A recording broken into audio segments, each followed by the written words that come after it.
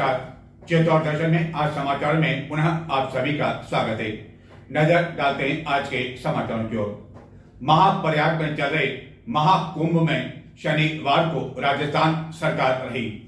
राजस्थान सरकार के कई मंत्री विधायक मुख्यमंत्री के साथ विशेष विमान से जयपुर से महाप्रयाग गए एवं दिन भर वहां रहने के पश्चात पुनः विशेष विमान से जयपुर लौट आए। इस यात्रा को लेकर चित्तौड़गढ़ जिले के बड़ी शादी के विधायक एवं सहकारिता मंत्री गौतम दत्त ने कहा कि यह यात्रा ऐतिहासिक रही। राजस्थान की सरकार शनिवार को महाप्रयाग में चल रहे महाकुंभ में व्यस्त रही। इस दौरान मुख्यमंत्री के साथ ही अन्य कई मंत्री एवं कई विधायक विशेष विमान से जयपुर से महाकुंभ में डुबकी लगाने के लिए गए और दिन भर उन्होंने महाप्रयाग में अपना समय बिताया और उसके पश्चात विशेष विमान से वह पुनः जयपुर लौट आए। इस यात्रा को लेकर चित्तौड़गढ़ जिले के बड़ी सादरी के विधायक एवं सहकारिता मंत्री गौतम दत्त ने ऐतिहासिक बताते हुए कहा कि यह क्षण कभी भी नहीं भूल पाएंगे। चित्तौड़गढ़ जिले के मातृकुंडिया में इन दिनों आयोजित एक धार्मिक कार्यक्रम में भाग लेने के लिए और जाट महासभा को संबोधित करने के लिए उपराष्ट्रपति डॉक्टर जगदीप धनखड़ रविवार को मातृकुंडिया आ रहे हैं, जो विशेष विमान से पहले डबोक आएंगे और उसके बाद मातृकुंडिया पहुंचेंगे। इसी तरह केंद्रीय मंत्री भागीरथ चौधरी भी रविवार को आ रहे हैं, जबकि मुख्यमंत्री भजनलाल शर्मा का भी सोमवार को मातृकुंडिया के साथ ही चित्तौड़गढ़ जिले के रावत भाटा का दौरा बन सकता है। हालांकि जिला प्रशासन को मुख्यमंत्री के दौरे को लेकर किसी तरह की कोई अधिकृत जानकारी अब तक नहीं मिल पाई है। चित्तौड़गढ़ जिले के बड़ी सादरी क्षेत्र में एससी और एसटी की कई जमीनों को प्रभावशाली लोगों द्वारा खुर्द-बुर्द किया जा रहा है या उन पर दबाव बनाया जा रहा है। यह शिकायत मिलने के बाद एससी एसटी के एक प्रतिनिधि मंडल ने शनिवार को इन लोगों से मुलाकात की, जिन्होंने बताया कि कई प्रभावशाली लोग उनकी जमीनों को हड़पना चाहते हैं।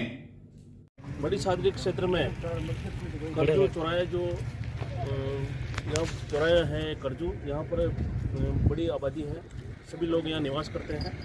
ये बड़ी सादरी से नीमच जो एक्सप्रेस हाईवे है, इस हाईवे के ऊपर यहाँ एससी एसटी के लोग भी रहते हैं, सभी समाज के लोग भी यहाँ निवास करते हैं।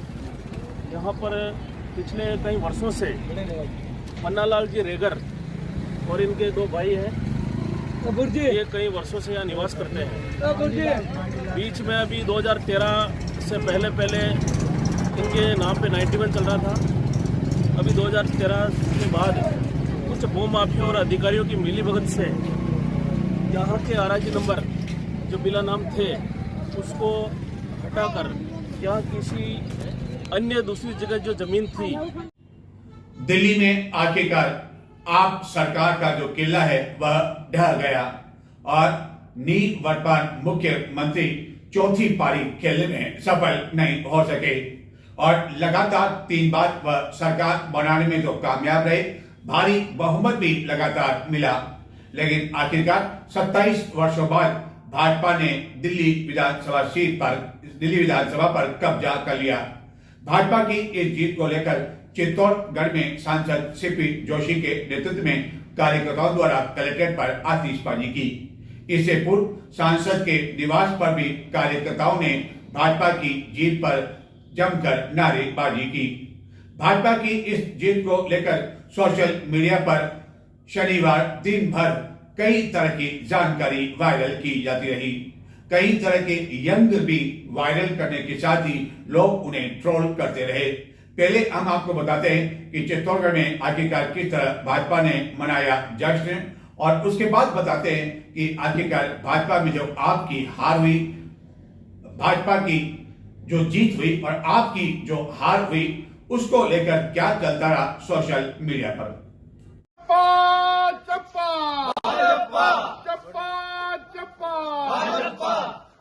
भारतीय जनता पार्टी जिंदाबाद जिंदाबाद। सीपी जोशी जिंदाबाद। जोशी जिंदाबाद, नरेंद्र मोदी जिंदाबाद, जिंदाबाद, जेपी नड्डा जिंदाबाद, जेपी नड्डा जिंदाबाद, भारतीय जनता पार्टी जिंदाबाद, जिंदाबाद, फूल कमल का जिंदाबाद, जिंदाबाद, जिंदाबाद। दिल्ली विधानसभा के लिए भाजपा को मिली शानदार जीत पर भाजपा के सांसद के सानिध्य में कई कार्यकर्ताओं ने कलेक्ट्रेट चौराहे पर जश्न मनाया एवं जमकर आतिशबाजी की। नमस्कार। आज दिल्ली के चुनाव के नतीजे आए हैं और जनता का जो भी निर्णय है, जनता का जो भी फैसला है, उसे हम पूरी विनम्रता के साथ स्वीकार करते हैं। जनता का निर्णय सर माथे पर। मैं भारतीय जनता पार्टी को इस जीत के लिए बहुत बहुत बधाई देता हूं और मैं उम्मीद करता हूं कि जिस उम्मीद के साथ और जिस आशा के साथ लोगों ने उनको बहुमत दिया है, वो उन सभी उम्मीदों और आशाओं पे पूरा उतरेंगे। 90-100 तक आ सकती हैं। 90-100 तक उससे भी ज्यादा आ सकती है। कितनी सीटें, मतलब 90-100 और कितनी सीटें आ सकती उससे भी ज्यादा 200, 300, 500, 1000 कितने भी आ सकती है। जी, कितनी सीटें उस दिन आए थे हैं केजरीवाल की? कितनी? 500 से 1000, 1000 से 1500, 1500 से 4000। 4000 सीटें केजरीवाल की आ रही हैं। कितनी ज्यादा कितनी सीटें आ सकती है केजरीवाल? 5000 और कुछ कितनी भी आ सकती है। 5000 सीटें। क्या नाम है सर?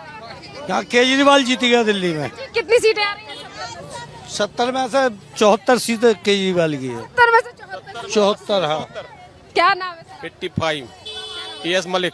यस जी, ये बताइए। अरे भाई जी बताइए, कल वोटिंग हो चुकी है, 70 में से कितनी सीटें लग रही है? नहीं 70 में से 50% तो है, मान लो 50% होगा।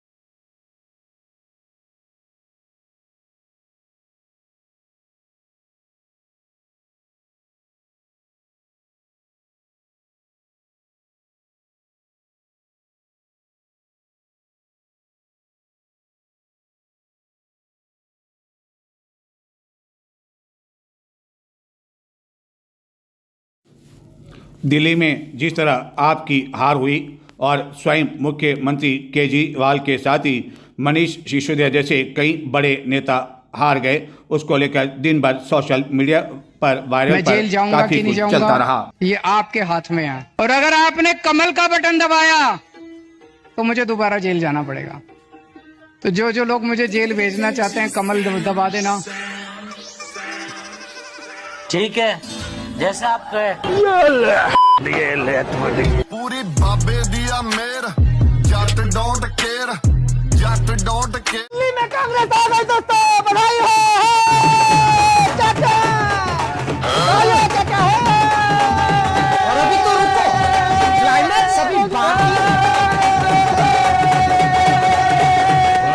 क्या सीन है, वाह क्या सीन है। बेटा मुझे तो विश्वास नहीं हो रही, सही में दिल्ली में कांग्रेस आ गई। अरे हाँ चाचा, इस बार दिल्ली में केजरीवाल और कांग्रेस दोनों आ गई। शाबाश बेटा, बहुत बढ़िया। ये क्या हो गया? केजरीवाल और कांग्रेस दोनों कैसे आ सकती है? बात तो सही है। अरे चाचा कसम खुदा की, कांग्रेस और केजरीवाल दोनों आ गई सड़क पे। अरे सरकार किसकी बन रही है? रुको जरा। मोदी मोदी मोदी, वह देश का है दीवाना। सर, जिसमें इलेक्शन हो रहा है, बीजेपी बड़ा दिखाई दे रही है, कैसे देखते हैं? सबसे पहले तो भारतीय जनता पार्टी के लोगों को जीत मिली है, उन्हें बधाई, और आशा करता हूं कि जो जनादेश दिल्ली की जनता ने उन्हें दिया है उसकी वो प्रतिपूर्ति करेंगे और वे सब आम आदमी पार्टी के लाखों करोड़ों कार्यकर्ता जो अन्ना आंदोलन से आए, जिनके बहुत ही निश्चल निष्पाप और बड़े भारत की राजनीति को बदलने के सपने की हत्या एक निर्लज्ज, नीच, मित्रहंता, आत्ममुग्ध और चरित्रहीन व्यक्ति ने की। चित्तौड़गढ़ में गत 5 फरवरी से आयोजित 108 कुंडी महायज्ञ का समापन शनिवार को विभिन्न आयोजन के साथ संपन्न हुआ। इस आयोजन के अंतिम दिन महायज्ञ में कई लोगों ने आहुतियां दी। इसी तरह कई तरह के संस्कार भी संपन्न हुआ, जिसमें बड़ी संख्या में महिलाएं भी मौजूद थी।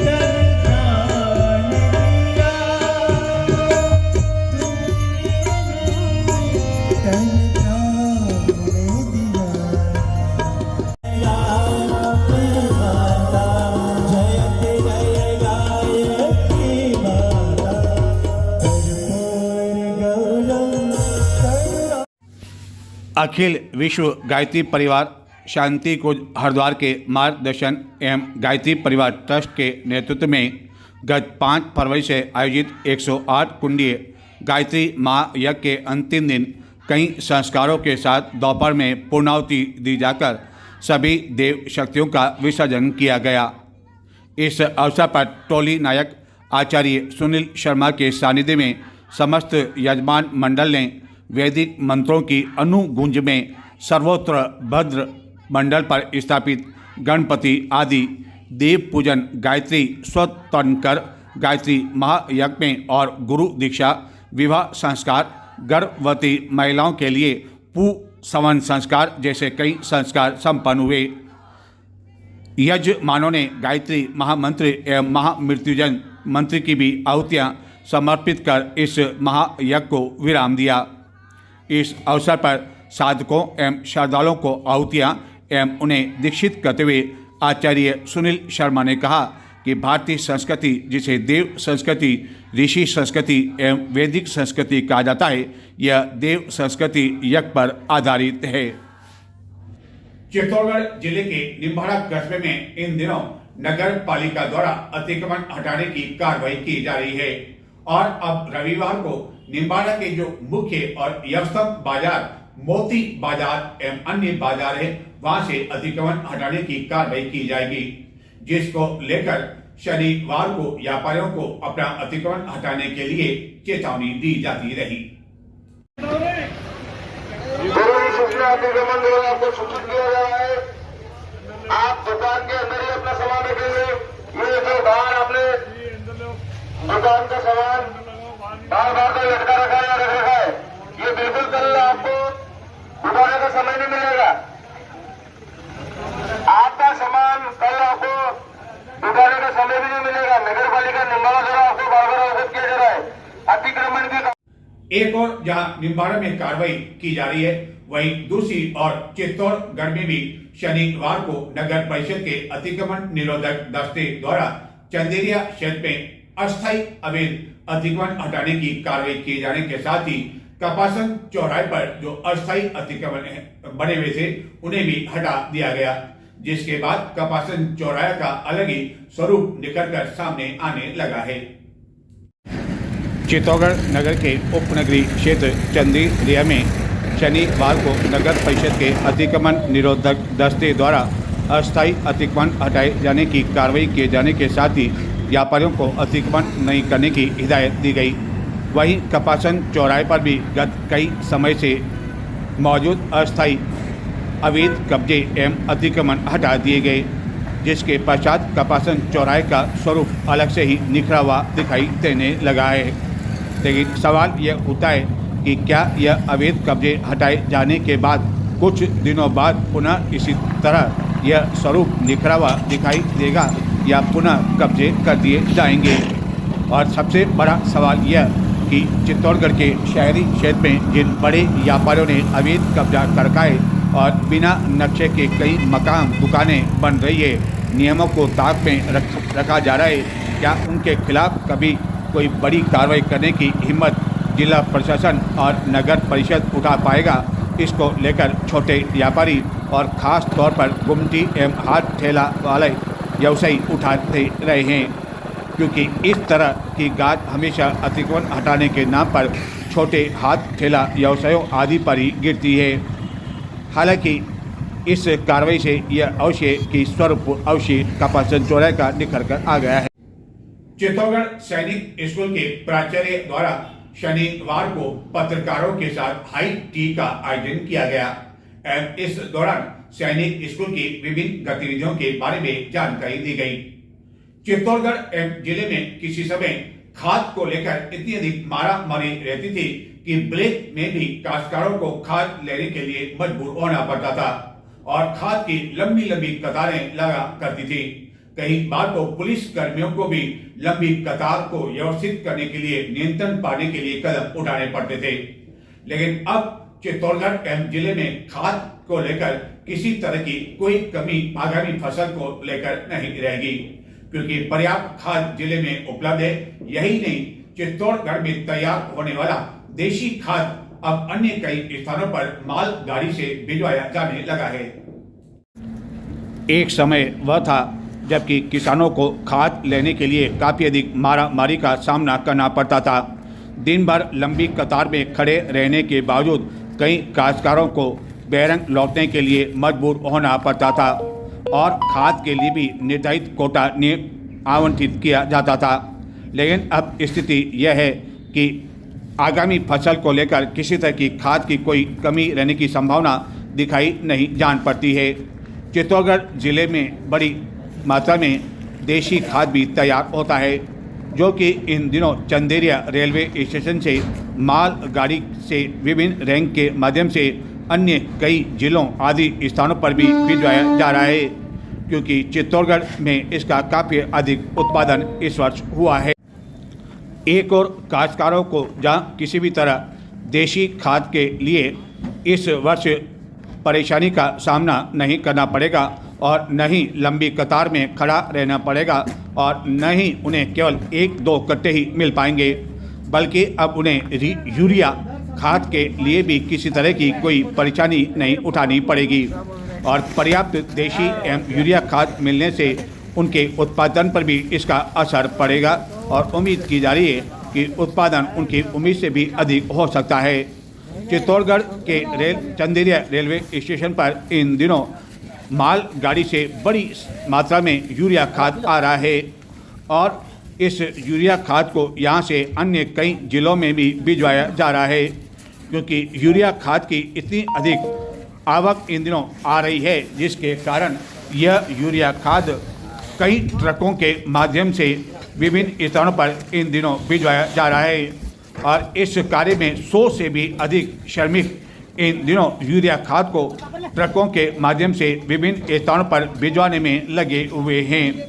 यूरिया खाद के विक्रेताओं से मिली जानकारी के अनुसार जो संकट पहले खाद को लेकर हुआ करता था, वह संकट कम से कम इस वर्ष काश्तकारों को झेलना नहीं पड़ेगा और उनके यहाँ भी पर्याप्त मात्रा में न केवल यूरिया देशी बल्कि अन्य सभी तरह का खाद उपलब्ध है और इसके लिए काश्तकार इस साल किसी तरह से परेशान नहीं हो रहे हैं और न ही किसी तरह की ब्लैक की कोई स्थिति है, जबकि पूर्व में यूरिया खाद का संकट इतना अधिक हुआ करता था कि काश्तकारों को ब्लैक में यह खाद खरीदने के लिए मजबूर होना पड़ता था।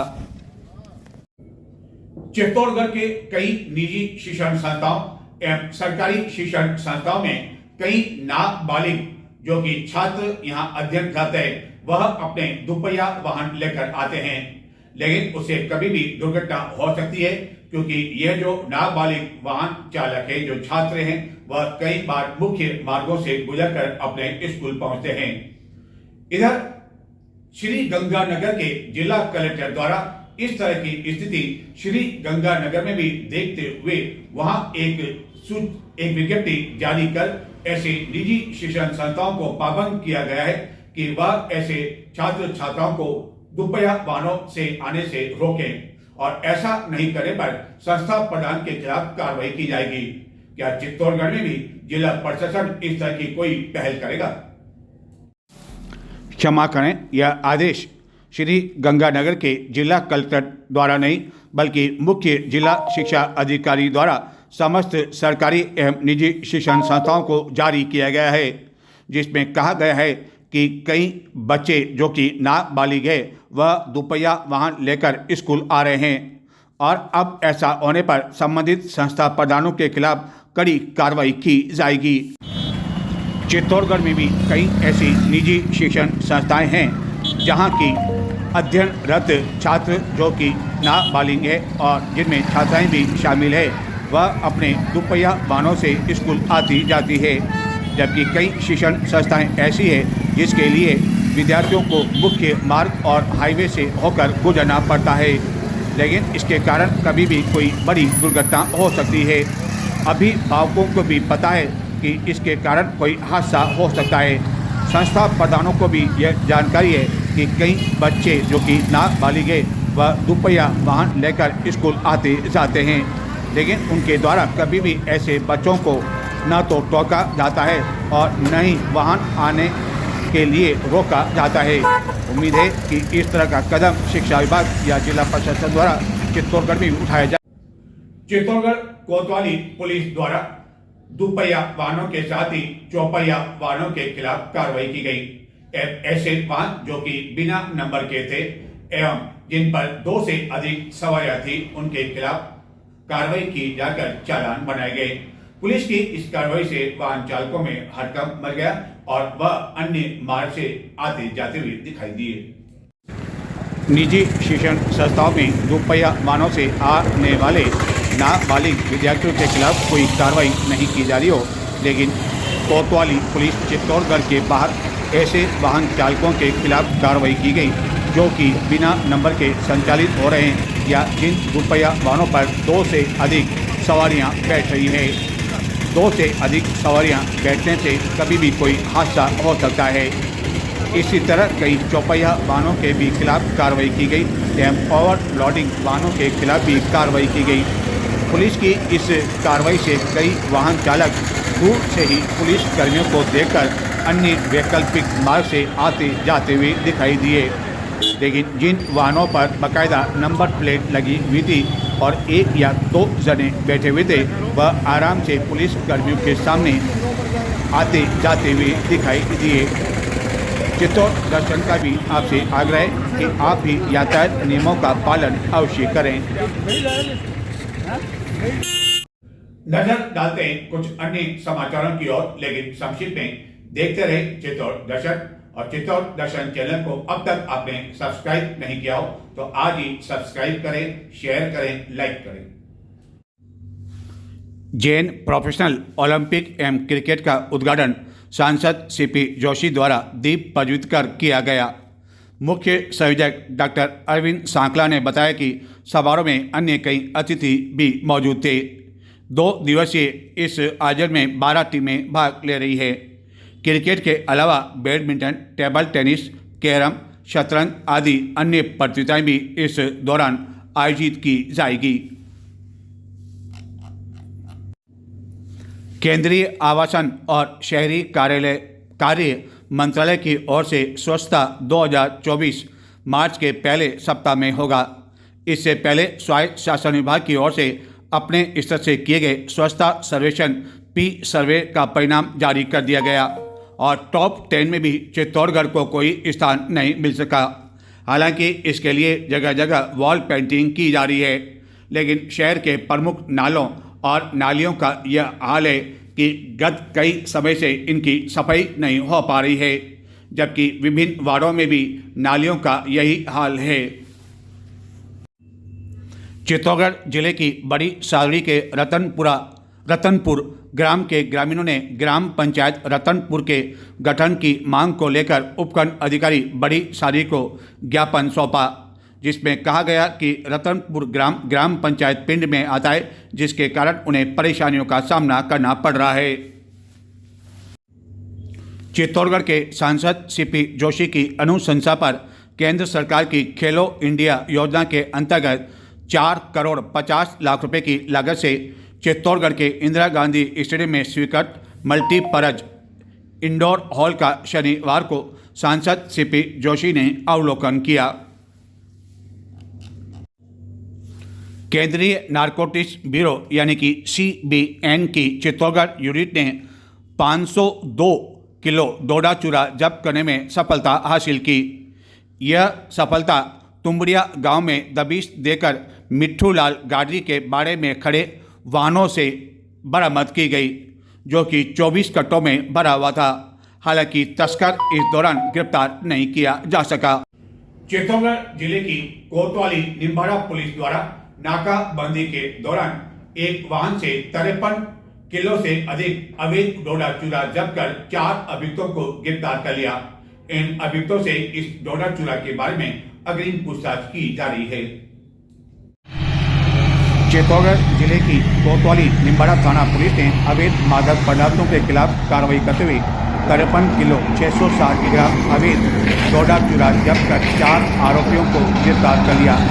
नाकाबंदी के दौरान पुलिस को यह सफलता हाथ लगी। इस कार्रवाई में पवन रवि दास के साथ ही पूनम दास